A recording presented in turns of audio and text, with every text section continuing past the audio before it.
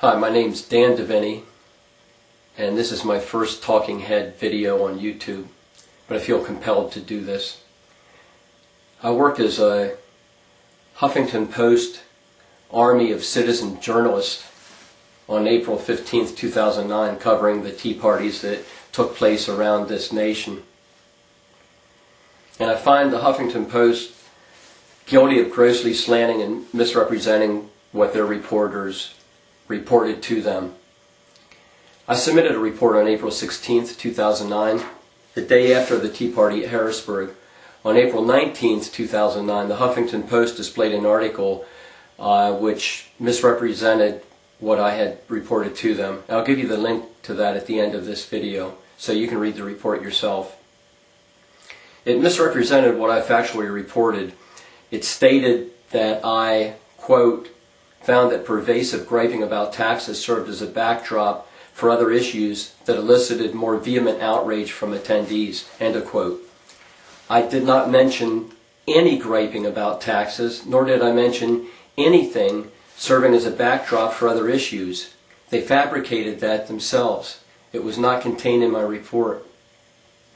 The Huffington Post also reported, quote, Deviney described a religious fundamentalist couple in Harrisburg, Pennsylvania, who warned the crowd against the wrath of God and abortion, end of quote. What they failed to say was that I reported the couple as being Acorn workers. I went up and asked them if they worked for Acorn, and they smiled and they did not respond in the negative. They were also videotaping each other, giving these religious words to the people in attendance there. And this all took place before the Tea Party, not during the Tea Party.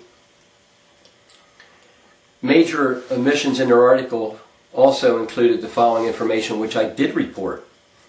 By 11:15, there were already approximately 1,000 people on the steps, despite a pouring rain. During the next 45 minutes, another 2,000 to 2,500 people arrived.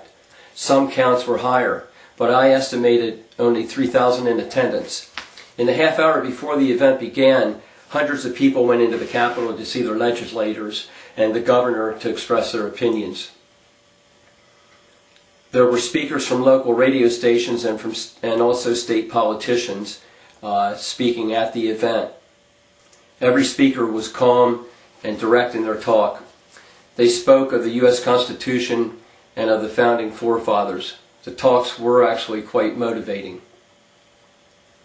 I also reported that if Harrisburg got 3,000 to their Tea Party event, and there were over 2,000 Tea Parties in the United States, this is not counting a number that are springing up in Europe now, that there would have been approximately 6 million people in attendance nationwide at this event.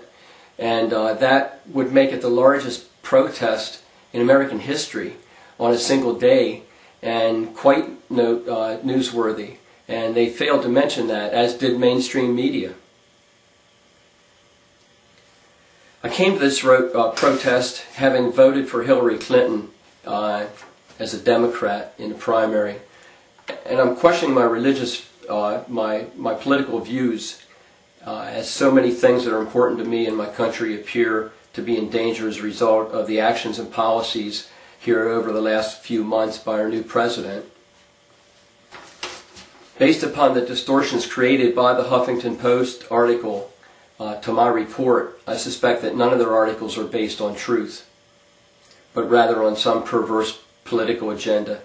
The editors of the article were Matthew Palevsky, Thibault Charlton, and Kelly Van Der Kwats.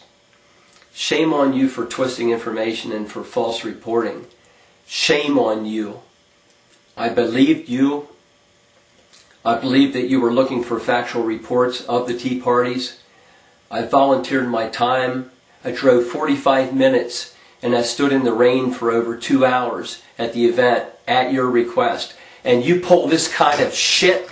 Shame on you. Shame on you, Huffington Post. Shame on you.